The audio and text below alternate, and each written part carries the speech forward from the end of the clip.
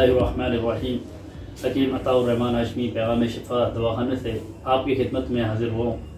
आज एक छोटा सा मसला है, लेकिन कुछ लोग ऐसे हैं जो ज़िंदगी भर इस मसाइल का सामना करते करते थक जाते हैं, दवाइयों से, जड़ी बूटियों से और तरह तरह की अद्वियात से, लेकिन उनका मसला हल नहीं होता।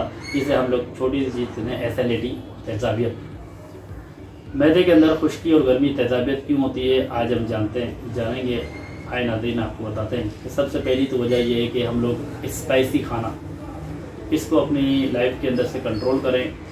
और दूसरी बात यह है कि चिकनाई चाहे आप जैतून का तेल खाएं या आप पकवान तेल खाएं, उसका काम है सिर्फ मैदे के अंदर जाके जम जाना।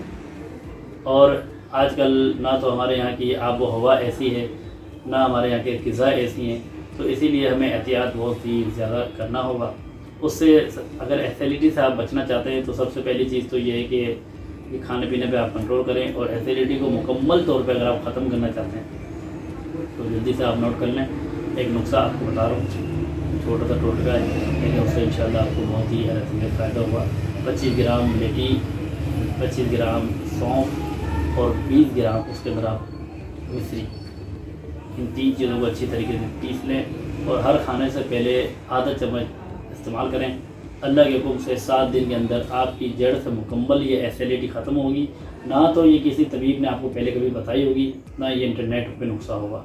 पूरे इंटरनेट पे चले जाइए, ये नुस्खा कोई भी आपको ना बताएगा ना देगा। ये वो नुस्खा है जो हम अपनी पेशेंटों में, जो अपने मरीज़ों में दवा चलाते हैं, ये वो दवा है। तो इंशाल्लाह 7 दिन इस्तेमाल करें, उसके बाद आपको ज़रूरत नहीं पड़ेगी। कुछ लोग ऐसे होते हैं कि 2 दिन दवा खाई, फ़र्क पड़ गया, दवाई छोड़ दी।